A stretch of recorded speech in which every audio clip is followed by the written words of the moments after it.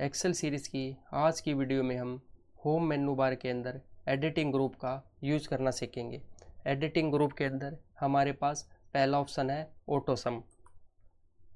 यहाँ पर जितने भी आपको फॉर्मूले दिखाई दे रहे हैं, ये फॉर्मूले आपको किसी सेल में मैन्युअली राइट करने की ज़रूरत नहीं है। जिस भी फॉर्मूले को आप अप्लाई करवाना चाहते हैं, आप डायरेक्ट उसके ऊपर क्लिक करके उस फॉर्मूले को सेल के अंदर अप्लाई करवा सकते हैं। पहला फॉर्मूला हमारे पास है सम फॉर्मूला हमें जितनी वैल्यू हम सेलेक्ट करेंगे उनका सम निकाल कर हमें देगा। जहाँ पर भी आप फॉर्मूला राइट करवाना चाहते हैं, पहले उस सेल को सिलेक्ट करें। उसके बाद मैंने सम के ऊपर क्लिक किया। आप देखोगे कि फॉर्मूले ने ऊपर लिखी हुई वैल्यू को ऑटोमेटिक सेलेक्ट कर लिया और मैंने एंटर प्रेस किया।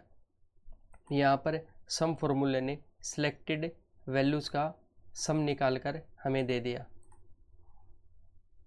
अगला ऑप्शन है हमारे पास एवरेज। एवरेज फॉर्मूला हमें जितनी भी वैल्यू हम सेलेक्ट करेंगे उनका एवरेज निकाल कर दे देगा। मैंने एवरेज के ऊपर क्लिक किया और एंटर प्रेस किया। यहाँ पर जितनी भी हमारी सिलेक्टेड वैल्यू थी उनका एवरेज 30 आ गया। अगला फॉर्मूला हमारे पास काउंट नंबर फॉर्मूला हमारा सेल के अंदर नंबर ऑफ वैल्यू कितनी है उनका काउंट करके हमें देता है। मैंने काउंट नंबर के ऊपर क्लिक किया, एंटर प्रेस किया। यहाँ पर हमारी 1 2 3 4 5 वैल्यू थी, तो यहाँ पर नंबर ऑफ काउंट 5 आ गया। अगला फॉर्मूला हमारे पास मैक्स फॉर्मूला हमें सेल्स में जो वैल्यू सबसे बड़ी होती है वो वैल्यू हमें निकाल कर देता है। मैंने मैक्स के ऊपर क्लिक किया और एंटर प्रेस किया। यहाँ पर 50 वैल्यू सबसे मैक्सिमम थी, मैक्स फॉर्मूले ने वो वैल्यू हमें निकाल कर दे दी। ऐसे ही अगर हम मिन वैल्यू निकालना चाहते हैं तो उसके लिए हमारे पास मिन फॉर्मूला है। मैंने मिन के ऊपर क्लिक किया और एंटर प्रेस किया। यहाँ पर 20 वैल्यू हमारी सबसे मिनिमम थी, वो मिन फॉर्मूले ने हमें निकाल कर दे दी। अगला फॉर्मूला हमारे पास मोर फंक्शन के अंदर एक्सेल में जितने भी फॉर्मूले होते हैं वो सारे फॉर्मूले यहाँ पर अवेलेबल रहते हैं। यहाँ पर सारे फॉर्मूले कैटेगरी के अंदर डिवाइड होते हैं। जैसे आपको फाइनेंशियल फॉर्मूले चाहिए तो आप फाइनेंशियल कैटेगरी को सिलेक्ट करें, आपको यहाँ पर वो सारे फॉर्मूले मिलेंगे जो फाइनेंशियल से रिलेटेड हैं। अगर आपको डेट और टाइम के फॉर्मूले चाहिए तो डेट और टाइम कैटेगरी को सिलेक्ट करें। जो फॉर्मूले डेट और टाइम से रिलेटेड हैं वो सारे फॉर्मूले आपको डेट और टाइम कैटेगरी में मिलेंगे। आप अपनी इच्छानुसार जिस भी फॉर्मूले को अप्लाई करवाना चाहते हैं, पहले उसकी कैटेगरी सेलेक्ट करें, फिर वो फॉर्मूला सेलेक्ट करें। जैसे मैंने यहाँ पर 2 टेक्स्ट लिखे, फ्रंट और हब। अब मैं स्ट्रिंग की वैल्यू को मैच करवाना चाहता हूँ। अगर इन दोनों की वैल्यू एग्जैक्ट एक दूसरे से मैच करती है तो हमें ट्रू मिले, अदरवाइज़ हमें फॉल्स। मैंने यहाँ पर ऑटो सम में गया, मोर फंक्शन में गया। अब मैं टेक्स्ट के ऊपर फॉर्मूला अप्लाई करवाना चाहता हूँ तो मैंने यहाँ से टेक्स्ट सेलेक्ट किया। उसके बाद मैंने एग्जैक्ट के ऊपर क्लिक किया, ओके। यहाँ पर हमसे 2 वैल्यू मांग रहा है जो हम कंपेयर करवाना चाहते हैं, तो मैंने यहाँ से टेक्स्ट 1 को सिलेक्ट किया और मैं टेक्स्ट 2 के साथ मैच करवाना चाहता हूँ। मैंने टेक्स्ट 2 को सिलेक्ट किया और मैंने ओके के ऊपर क्लिक किया। आप देखोगे कि यहाँ पर दोनों टेक्स्ट की वैल्यू सेम नहीं है, तो यहाँ पर फॉल्स लिख के आया। अगर यहाँ पर दोनों टेक्स्ट के अंदर लिखी हुई वैल्यू एग्जैक्ट एक दूसरे से मैच कर रही होती तो यहाँ पर ट्रू लिख के आता। मैंने यहाँ पर लिखा हब।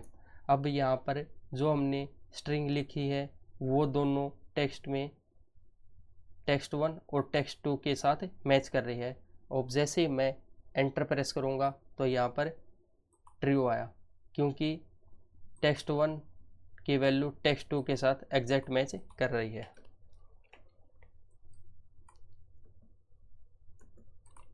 अगला ऑप्शन है हमारे पास फिल डाउन। फिल ऑप्शन में हम किसी भी नंबर या टेक्स्ट को एज ए सीरीज शो करवा सकते हैं। यहाँ पर ही हमें डायरेक्शन दे रखी है, आप सीरीज़ को डाउन में फिल करवाना चाहते हैं, राइट में, अप में या लेफ्ट में। मैंने यहाँ पर लिखा 1 और मैं इसको डाउन साइड फिल करवाना चाहता हूँ, तो मैंने यहाँ पर डाउन को सिलेक्ट किया। आप देखोगे कि सीरीज़ हमारी डाउन की तरफ फिल हो गई। अगर मैंने यहाँ पर लिखा दिल्ली, मैं इस टेक्स्ट को राइट की तरफ फिल करवाना चाहता हूँ, तो मैंने यहाँ पे राइट की तरफ सेल को सिलेक्ट किया और मैंने राइट के ऊपर क्लिक किया, तो आप देखोगे कि राइट ने सीरीज़ को राइट की तरफ फिल कर दिया। ऐसे ही हमारे पास अप और लेफ़्ट 2 ऑप्शन है। अगर आप सीरीज़ को अप डायरेक्शन में शो करवाना चाहते हैं तो आप सेलेक्ट करें, लेफ़्ट डायरेक्शन में करवाना चाहते हैं तो लेफ़्ट में सेलेक्ट करें। अगला ऑप्शन है हमारे पास अक्रॉस वर्कशीट। आप देखोगे कि यहाँ पर अक्रॉस वर्कशीट ऑप्शन हाईलाइट नहीं है। अक्रॉस वर्कशीट ऑप्शन जिस भी सीट की डेटा को, फॉर्मेटिंग को या फॉर्मूले को हम किसी अदर सीट के ऊपर पेस्ट करना चाहते हैं, तब हम अक्रॉस वर्कशीट फॉर्मूले का यूज करते हैं। मैंने यहाँ पर सीट 1 के डेटा को सिलेक्ट किया, मैं इसको सीट 2 और सीट 3 के ऊपर अप्लाई करवाना चाहता हूँ, तो शिफ्ट की दबाकर पहले उसकी को सीट को सेलेक्ट करें। मैंने शिफ्ट की प्रेस की और सीट 2 और सीट 3 को सेलेक्ट किया। उसके बाद मैं फिल ऑप्शन में गया। आप देखोगे कि अब यहाँ पर अक्रॉस वर्कशीट ऑप्शन हाईलाइट हो गया। यहाँ पर हमारे पास 3 ऑप्शन है। पहला ऑप्शन है ऑल। अगर आप सीट 1 के ऊपर जो भी हमने फॉर्मेटिंग की है, जो हमारा कंटेंट है और जो हमने फॉर्मूले लगाए हैं, वो सारी चीज़ आप पेस्ट करवाना चाहते हैं, तो ऑल के ऊपर क्लिक करें। मैंने यहाँ पर ओके पे क्लिक किया। आप देखोगे कि सीट 2 और सीट 3 पर कंटेंट के साथ साथ फॉर्मेटिंग और हमने जो फॉर्मूले लगाए थे वो भी पेस्ट हो गए। मैंने यहाँ से कंट्रोल Z किया। अब मैंने यहाँ से सीट 1 के डेटा को सिलेक्ट किया और शिफ्ट की प्रेस करके सीट 2 और सीट 3 को सिलेक्ट किया और मैं फिल में गया और मैंने अक्रॉस वर्कशीट के ऊपर क्लिक किया। अब मैं खाली कंटेंट को पेस्ट करना चाहता हूँ, मैं फॉर्मेटिंग को पेस्ट नहीं करना चाहता, तो मैंने ओके पे क्लिक किया। आप देखोगे कि सीट 2 और सीट 3 पर खाली कंटेंट पेस्ट हुआ है। जो हमने यहाँ पर फॉर्मेटिंग की थी, जो आप ये कलर देख पा रहे हो यहाँ पर, वो सीट 2 और सीट 3 के ऊपर पेस्ट नहीं हुआ। ऐसे ही अगर आपको फॉर्मेट पेस्ट करवाना है, तो मैंने यहाँ पर सीट 1 के डेटा को सिलेक्ट किया, फिल में गया। पहले आप शिफ्ट की दबाकर उन सीट को सिलेक्ट करें जिस सीट के ऊपर पर फॉर्मेटिंग को अप्लाई करवाना चाहते हैं। मैंने यहाँ सीट 2 और सीट 3 को सिलेक्ट किया। उसके बाद मैं फिल में गया, अक्रॉस सीट के पे गया। अब की बार मैंने फॉर्मेट को चूज़ किया, मैं खाली फॉर्मेटिंग को पेस्ट करवाना चाहता हूँ। मैंने ओके के ऊपर क्लिक किया। आप देखोगे कि सीट 2 और सीट 3 पर हमारी कंटेंट और फॉर्मूला पेस्ट नहीं हुआ, खाली हमारी फॉर्मेटिंग पेस्ट हुई है। अगला ऑप्शन है हमारे पास सीरीज। मैंने यहाँ 1 लिखा और मैंने यहाँ कॉलम को सिलेक्ट किया। उसके बाद मैं सीरीज में गया। आप देखोगे कि यहाँ पर बाय डिफ़ॉल्ट कॉलम सेलेक्ट है, क्योंकि हमने सेल्स जो सेलेक्ट किए है वो एज ए कॉलम सेलेक्ट किया है। उसके बाद स्टॉप वैल्यू हमने दी 10 और यहाँ पर स्टेप वैल्यू है 1। जब तक हमारी एंड वैल्यू 10 ना जाए, तो जो वैल्यू हमने यहाँ पर लिखी है उसके अंदर एक इंक्रीमेंट होता जाए। मैंने ओके के ऊपर क्लिक किया। आप देखोगे कि हमारी स्टॉप वैल्यू 10 थी और हर वैल्यू में 1 का इंक्रीमेंट हो गया। अगला ऑप्शन है हमारे पास है ग्रोथ है। मैंने यहाँ पर लिखा 1 और अब मैं रो वाइज डेटा शो करवाना चाहता हूँ, तो मैंने रो की तरफ डेटा सेलेक्ट किया और मैं फील में गया और मैं सीरीज़ में गया और ग्रोथ ऑप्शन में मैंने यहाँ पर दे दी स्टेप वैल्यू 2। ग्रोथ ऑप्शन क्या करता है, जो मैंने यहाँ पर वैल्यू दी है उसके अंदर 2 से मल्टीप्लाई कर देगा और जो उसका रिजल्ट आएगा उसको फिर 2 से मल्टीप्लाई कर देगा। और मैंने यहाँ स्टॉप वैल्यू में दिया 20 और मैंने ओके क्लिक किया। आप देखोगे कि यहाँ पर 1 को 2 से मल्टीप्लाई कर दिया 2 आया, 2 को फिर 2 से 4, फिर 4 को 2 से, फिर 8 को 2 से। ग्रोथ फॉर्मूला हमारा मल्टीप्लाई के लिए यूज़ होता है। हम किसी भी पर्टिकुलर वैल्यू में कितने से वैल्यू को मल्टीप्लाई करवाना चाहते हैं, फिर उसके रिजल्ट को उसी वैल्यू से मल्टीप्लाई करवाना चाहते हैं। अगला ऑप्शन है हमारे पास है डेट। मैंने जैसे यहाँ पर डेट लिखी, मैंने यहाँ पर आज की डेट लिखी,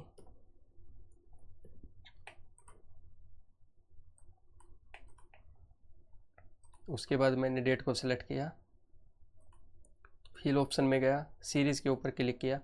अब यहाँ से ऑप्शन है हमारे पास है वीकेंड। मैंने यहाँ नीचे सेल को सिलेक्ट किया और सीरीज़ में गया और वीकेंड के ऊपर सेलेक्ट किया, ओके के ऊपर क्लिक किया। आप देखोगे कि वीकेंड सैटरडे और संडे को काउंट नहीं करता, क्योंकि सैटरडे और संडे हॉलीडे डेज रहते हैं। तो यहाँ पर हम कैलेंडर में जाएंगे, हम कैलेंडर में देखेंगे कि 8 और 9 को सैटरडे और संडे है, और यहाँ पर देखोगे 8 और 9 डेट हमारी शो नहीं हुई। उसके बाद 15 और 16 को सैटरडे संडे है, और यहाँ पर आप देखोगे कि 14 के बाद 15 और 16 डेट नहीं आई, क्योंकि हमने वीकेंड को सेलेक्ट किया था।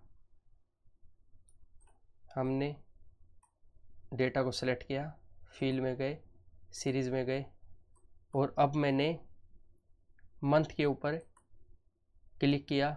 जब मैं ओके के ऊपर क्लिक करूँगा तो मेरे मंथ में इंक्रीमेंट होगा, मेरी डेट और ईयर में कोई इंक्रीमेंट नहीं होगा। मैंने ओके के ऊपर क्लिक किया। आप देखोगे कि मेरे मंथ में इंक्रीमेंट हुआ है 6, 7, 8, 9, 10, 11, 12, उसके बाद फिर 1, और मेरी डेट और ईयर सेम है, इनमें कोई इंक्रीमेंट नहीं हुआ।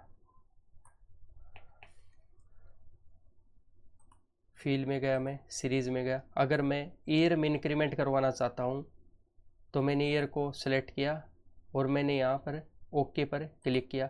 आप देखोगे कि मेरी मंथ और डेट में कोई इंक्रीमेंट नहीं हुआ। हमने ईयर सेलेक्ट किया था तो यहाँ पर सिर्फ ईयर में इंक्रीमेंट हुआ है।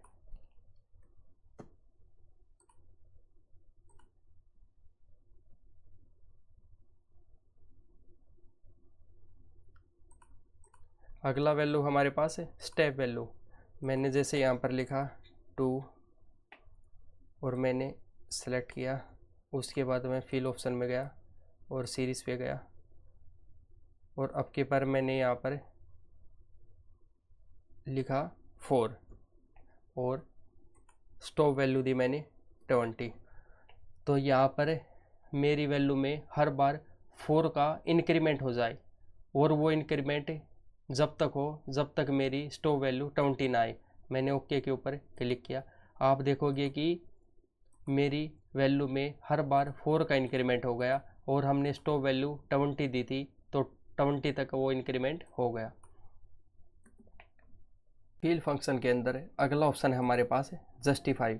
जस्टिफाई का यूज़ हम तब करते हैं जब हमारे टेक्स्ट की लेंथ बड़ी होती है और हमें उस लेंथ को जस्टिफाई यानी सेट करना हो। आइए इसे हम एग्जांपल से समझते हैं। मैंने यहाँ पर टेक्स्ट लिखा फ्रंट हब यूट्यूब चैनल। आप देखोगे कि मेरे टेक्स्ट की लेंथ एक सेल में लिखते लिखते अगली सेल में भी चली गई।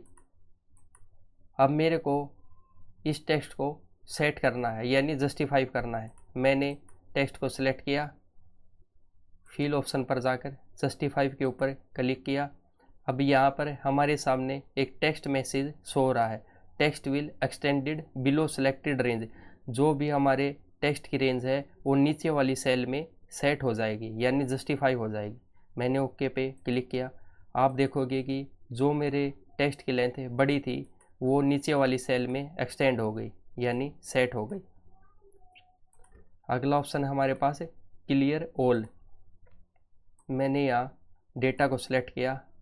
मेरी सीट पर जितना भी डेटा है, जो भी हमने उसके ऊपर फॉर्मेटिंग की है या फॉर्मूले लगाए, वो सारे सीट से रिमूव हो जाएंगे। मैंने क्लियर ऑल के ऊपर क्लिक किया। आप देखोगे कि मेरी सीट से पूरा का पूरा डेटा रिमूव हो गया। कंट्रोल जेड से मैं इसको वापस ले आता हूँ। अगला ऑप्शन है हमारे पास क्लियर फॉर्मेट। अगर आप अपनी सीट से जो आपने डेटा के ऊपर फॉर्मेटिंग की है, खाली आप उसे रिमूव करवाना चाहते हैं, तो उसके लिए हमारे पास ऑप्शन है क्लियर फॉर्मेट। मैंने यहाँ क्लियर फॉर्मेट के ऊपर क्लिक किया। आप देखोगे कि हमारे डाटा से केवल फॉर्मेटिंग रिमूव हो गई और हमारा डेटा सीट के ऊपर एज इट इज़ है। अगला ऑप्शन है हमारे पास क्लियर कंटेंट।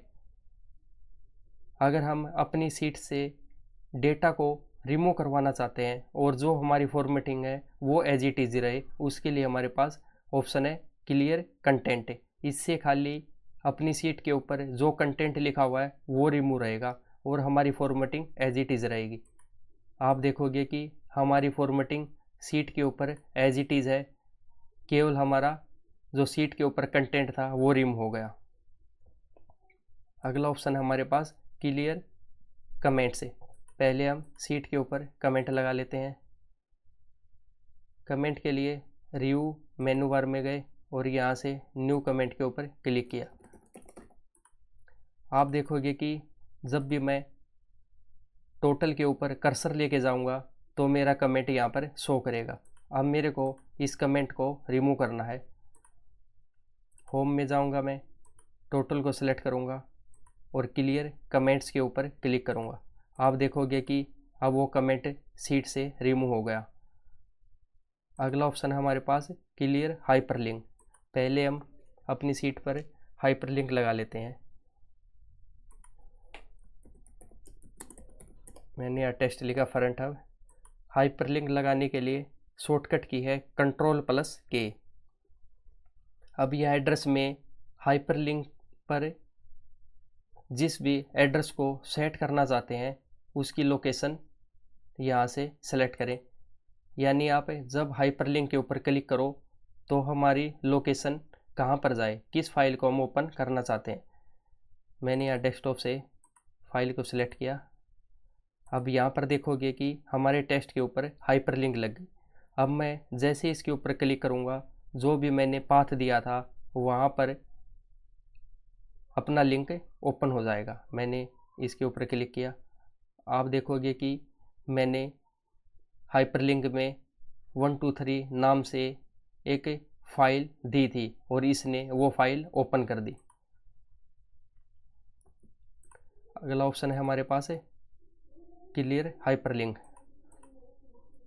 मैंने जो हाइपरलिंक लगाई थी यहाँ पर, आप इसे हाइपरलिंक को रिमूव करना चाहते हैं तो हमारे पास ऑप्शन है रिमूव हाइपरलिंक। मैंने रिमूव हाइपरलिंक के ऊपर क्लिक किया तो वो हाइपरलिंक वहाँ से रिमूव हो गई। अगला ऑप्शन है हमारे पास है sort and filter. Sort and filter option की हेल्प से हम अपने डेटा को असेंडिंग और डिसेंडिंग ऑर्डर में अरेंज कर सकते हैं। अगर मैं अपने डेटा पर फिल्टर लगाना चाहता हूँ तो पहले डेटा को सिलेक्ट करें, उसके बाद सॉर्ट एंड फिल्टर में जाकर फिल्टर के ऊपर क्लिक करें।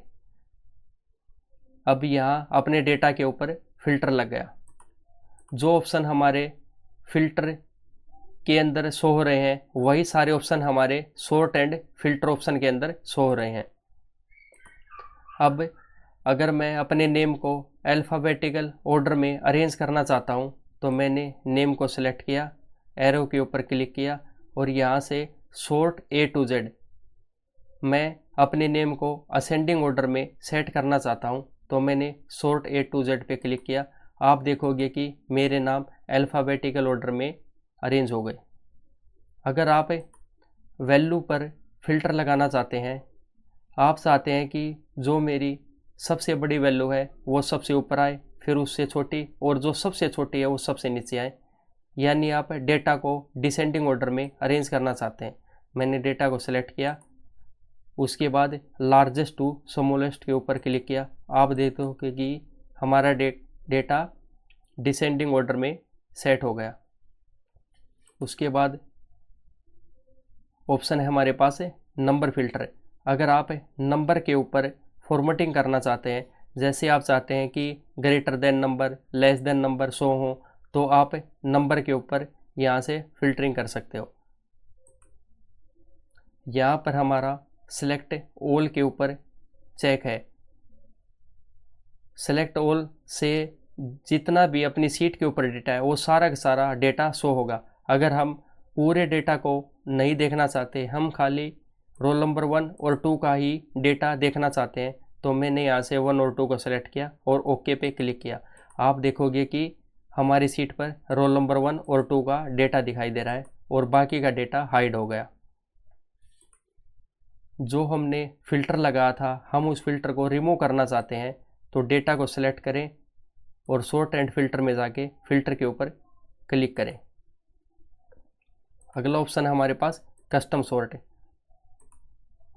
कस्टम सॉर्ट के अंदर हमारे पास ऑप्शन है values, cell colour, font colour, icon colour. अगर आप वैल्यू के अकॉर्डिंग सॉर्ट करना चाहते हो या आप जो आपने सेल के ऊपर कलर अप्लाई किए थे आप उनके अकॉर्डिंग उसको सॉर्ट करना चाहते हैं, आइए हम देखते हैं।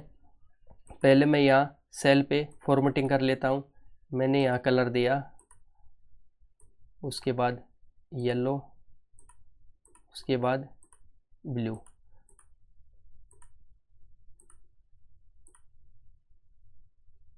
अब मैं कलर के अकॉर्डिंग डेटा को फिल्टर करना चाहता हूँ। मैंने यहाँ कॉलम को सिलेक्ट किया, उसके बाद कस्टम कलर पर गया और यहाँ पर हमारे पास 2 ऑप्शन है। हमें continue with the current selection के ऊपर जाना है। जो भी हमने कॉलम सेलेक्ट किया है हम उसके ऊपर अप्लाई करना चाहते हैं। सॉर्ट पे गया, यहाँ आप देखोगे कि सॉर्ट बाय मैथ है, हमने यहाँ पर मैथ की कॉलम को ही सिलेक्ट किया है। अब मैं यहाँ पर जो हमने सेल में कलर दिए थे उसके अकॉर्डिंग अपने डेटा को फिल्टर करना चाहता हूँ और यहाँ ऑप्शन है ऑन टॉप। आप टॉप में कौन सा कलर रखना चाहते हो, तो यहाँ देखोगे कि मेरा लाइट ब्लू सबसे नीचे है, मैं इसको टॉप में रखना चाहता हूँ तो मैंने इसको यहाँ से सेलेक्ट किया और ऑन टॉप पर मैंने ऑन टॉप सेलेक्ट किया, ओके पे क्लिक किया। आप देखोगे कि जो कलर हमारा सबसे नीचे था वो सबसे ऊपर आ गया। अगला ऑप्शन है मेरे पास find and select. Find and select के अंदर मेरे पास पहला ऑप्शन है फाइंड। फाइंड ऑप्शन की हेल्प से मैं अपनी सीट से किसी भी पर्टिकुलर टेक्स्ट या नंबर को फाइंड कर सकता हूँ। मैं फाइंड के ऊपर क्लिक करके फाइंड ऑप्शन पर जा सकता हूँ या उसके लिए मेरे पास शॉर्टकट की है Ctrl+F। अब जिस भी टेक्स्ट को मैं फाइंड करना चाहता हूँ वो टेक्स्ट यहाँ पर एंटर करें। मैं यहाँ पर कॉमन नेम को फाइंड करना चाहता हूँ, मैंने फाइंड नेक्स्ट के ऊपर क्लिक किया। आप देखोगे कि जहाँ पर भी कॉमन नेम था वो टेक्स्ट अपनी हाईलाइट हो गई। अगर मैं फाइंड नेक्स्ट करूँगा तो जहाँ पर भी अगली सेल में से कॉमन नेम मिलेगा वो सेल हाईलाइट हो जाएगी। अगला ऑप्शन है मेरे पास रिप्लेस। रिप्लेस ऑप्शन की हेल्प से मैं एक टेक्स्ट को किसी दूसरे टेक्स्ट के साथ या एक नंबर को किसी दूसरे नंबर के साथ रिप्लेस कर सकता हूँ। मैं यहाँ पर कोमल को मनु नेम में चेंज करना चाहता हूँ। मैंने यहाँ पर फाइंड नेक्स्ट किया, जहाँ पर भी मेरा नेम कोमल था वो सेल एक्टिव हो गई। जैसे ही मैं रिप्लेस के ऊपर क्लिक करूँगा तो कोमल नेम के अंदर मन्नू नेम आ जाएगा। मैंने रिप्लेस के ऊपर क्लिक किया, आप देखोगे कि कोमल नेम मन्नू के साथ रिप्लेस हो गया। मैं रिप्लेस ऑल ऑप्शन की हेल्प से जहाँ पर भी कोमल नेम है वो सारे नेम मन्नू से रिप्लेस हो जाएंगे। मैंने रिप्लेस ऑल पे क्लिक किया, आप देखोगे कि जहाँ जहाँ पर कोमल नेम था उन सब की जगह मन्नू नेम आ गया। अगला ऑप्शन है मेरे पास गो टू ऑप्शन की हेल्प से हम जिस भी चीज़ का रेफरेंस देंगे तो वो सेल एक्टिव हो जाएगी। मैंने यहाँ पर G8 लिखा और ओके पे क्लिक किया तो आप देखोगे कि जहाँ पर भी मेरी G8 सेल थी वो सेल अपनी एक्टिव हो गई। अगला ऑप्शन है मेरे पास गो टू स्पेशल में मेरे पास पहला ऑप्शन है कमेंट्स। जहाँ जहाँ पर भी मैंने सीट में कमेंट्स लगाए वो मेरी सेल हाईलाइट हो जाएगी। मैंने ओके पे क्लिक किया, आप देखोगे कि मैंने अम्बाला और मोहाली 2 जगह पर कमेंट्स लगाए थे तो वो मेरी सेल हाईलाइट हो गई। अगला ऑप्शन है हमारे पास गो टू स्पेशल में कॉन्स्टेंट। अगर हम सीट से नंबर को सिलेक्ट करवाना चाहते हैं, जिन जिन सेल में नंबर एंटर है वो सारी सेल हाईलाइट हो जाए, मैंने ओके पे क्लिक किया।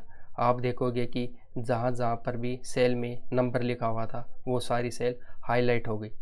ये वाली टोटल वाली कॉलम इसलिए हाईलाइट नहीं क्योंकि यहाँ पर हमने फॉर्मूला लगा रखा था।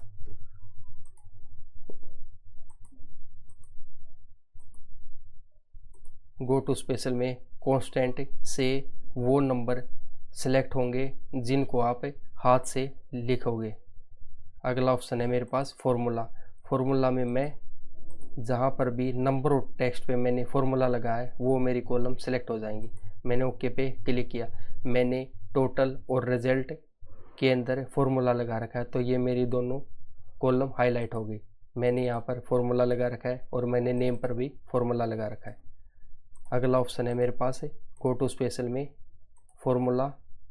अब मैंने एरर को सिलेक्ट किया, जहाँ पर भी मेरी सीट में एरर है वो वाली मेरी कॉलम सेलेक्ट हो जाएंगी। मैंने ओके पे क्लिक किया, मैंने पहले डेटा को सिलेक्ट किया, उसके बाद गो टू स्पेशल में गए और मैंने फॉर्मूला में मैंने कांस्टेंट सेलेक्ट किया और उसके बाद मैंने एरर को चेक किया कि मैं सीट से उस कॉलम को फाइंड करना चाहता हूँ जहाँ पर भी एरर है। मैंने ओके पे क्लिक किया, आप देखोगे कि जहाँ पर भी एरर वाला कॉलम मिला वो सेल अपनी हाईलाइट हो गई।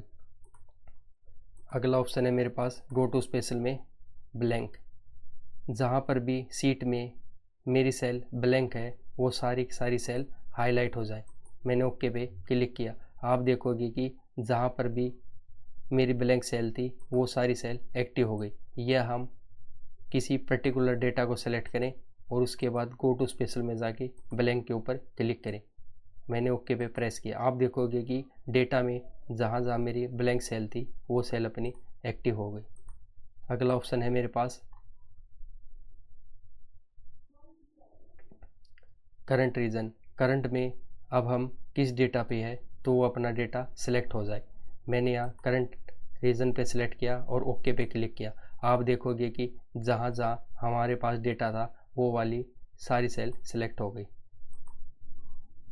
अगला ऑप्शन है मेरे पास गो टू स्पेशल में ऑब्जेक्ट। मैंने यहाँ 2 इमेज ले रखी है और जैसे ही मैं गो टू स्पेशल में ऑब्जेक्ट के ऊपर क्लिक करूँगा तो ये वाली इमेज सेलेक्ट हो जाएंगे जो हमने एज ए ऑब्जेक्ट लिए। मैंने ओके पे क्लिक किया, आप देखोगे कि ये दोनों ऑब्जेक्ट सेलेक्ट हो गए। अगला ऑप्शन है मेरे पास गो टू स्पेशल में रो डिफरेंस। जिस भी रो में हमें डिफरेंट वैल्यू मिलेगी वो वाली सेल मेरी हाईलाइट हो जाएगी। मैंने यहाँ पर पूरी रो को सिलेक्ट किया, उसके बाद गो टू स्पेशल में जाके रो डिफरेंस के ऊपर क्लिक किया और ओके पे क्लिक किया। आप देखोगे कि 85 वाली रो में जहाँ पर भी इसको डिफरेंट वैल्यू मिली वो वाली सेल हाईलाइट हो गई। ऐसे ही अगर आप कॉलम से डिफरेंट वैल्यू को फाइंड करवाना चाहते हैं तो गो टू स्पेशल में गए और अब मैंने कॉलम डिफरेंस के ऊपर क्लिक किया और मैंने ओके के ऊपर क्लिक किया तो जहाँ जहाँ पर भी मेरी कॉलम में 85 को छोड़कर अदर वैल्यू थी वो वाली सेल हाईलाइट हो गई। अगला ऑप्शन है हमारे पास गो टू स्पेशल में लास्ट सेल। अगर मैं गो टू स्पेशल में जाके लास्ट सेल के ऊपर क्लिक करूँगा और ओके पे क्लिक करूँगा तो मेरे डेटा में जो भी लास्ट सेल थी वहाँ पर मेरा कर्सर पहुँच गया। अगला ऑप्शन है मेरे पास गो टू स्पेशल में कंडीशनल फॉर्मेटिंग। जहाँ पर भी हमने डेटा पे कंडीशन लगा रखी है वो वाली सेल्स या कॉलम हमारी हाईलाइट हो जाए। जैसे मैंने यहाँ पर कंडीशन लगा रखी है, मैंने गो टू स्पेशल पे गया और उसके बाद मैं कंडीशन फॉर्मेट पे क्लिक किया और मैंने ओके पे क्लिक किया। आप देखोगे कि जहाँ पर भी मैंने सीट पर कंडीशन लगाई थी वो वाली मेरी कॉलम सेलेक्ट हो गई। अगला ऑप्शन है हमारे पास डेटा वैलिडेशन। मैंने जहाँ पर भी सीट पर डेटा वैलिडेशन लगा रखा है वो वाली मेरी कॉलम या सेल सेलेक्ट हो जाए। मैंने ओके पे क्लिक किया।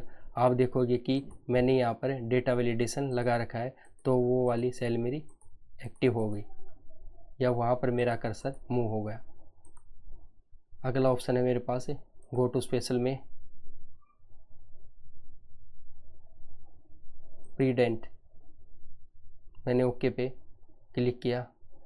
जैसे मैंने यहाँ पर सम किया, मैंने 20, 40, मैंने 20 को और 40 को और 10 को सिलेक्ट किया और उसके बाद मैंने ओके पे क्लिक किया।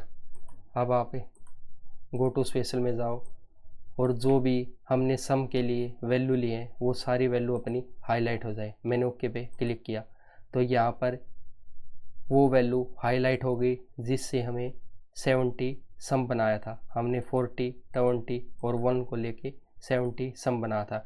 या हम फॉर्मूला में जाकर ट्रेस प्रेसिडेंट के ऊपर क्लिक करेंगे तो वो वाली सेल्स हमारी हाईलाइट हो जाएगी या वहाँ पर एरो का निशान जाएगा जिस भी वैल्यू के हेल्प से हमने 70 सम बनाया है। रिमूव एरो से हम उस एरो को रिमूव कर सकते हैं। अगर आपको मेरे द्वारा दी गई जानकारी पसंद आई है तो मेरी वीडियो को लाइक करें और इसे अन्य लोगों के साथ शेयर करें और मेरे चैनल पर अगर पहली बार आए हैं तो मेरे चैनल को सब्सक्राइब करें। धन्यवाद।